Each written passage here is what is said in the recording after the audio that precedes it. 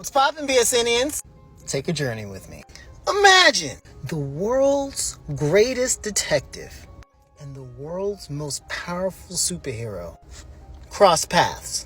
The world's greatest detective has been out here, got skin in the game, beating criminals and villains to a bloody pulp with nothing but his bare knuckles, fist, will, and gut and heart. He's established a name and a reputation for himself. He has no special abilities. And because he has no special abilities, in his head, he already knew he was going to need a contingency plan.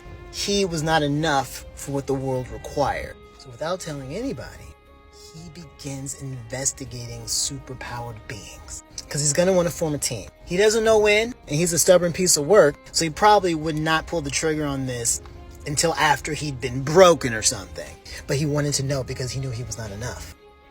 And then the world's most powerful hero comes to the planet. World's most powerful hero, reluctant, didn't even actually want to be a superhero, but accepts the noble calling of the task. This superhero truly embodies what it means to be super. He inspires superpowered beings. He inspires regular folk just from sheer existence. He could easily crush any government on the planet. He does not. He uses his power to keep them in their place so they do not infringe upon his life. But that's really it. In the beginning battle where he first learned how to use his powers, of course, there was chaos and destruction physically in the city environment. And he hated it. So mastering his superpowers, operating as if he lived in a world made of cardboard, became his number one prerogative. He doesn't know what comes next.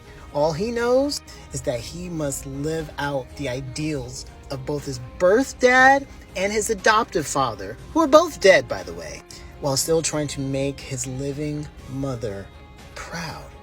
All he's ever done is good. These two meet. Of course, at the beginning, there would be some friction, but the world's greatest detective would have actually already cased out the joint on the world's most powerful superhero. He would have already discovered his secret identity. He would have already assessed that while the world's most powerful hero was a potential threat, that he wasn't an actual threat.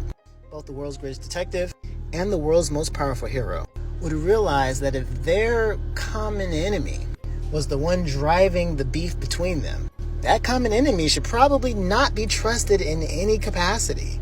So these two meet. There's a little bit of tension, but these are both good, heroic people. So they have a conversation and start laying the foundation for a powerful friendship.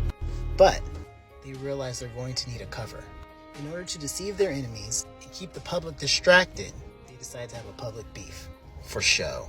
Wouldn't that have been dope? But no, we didn't get good execution. We got executed. BVS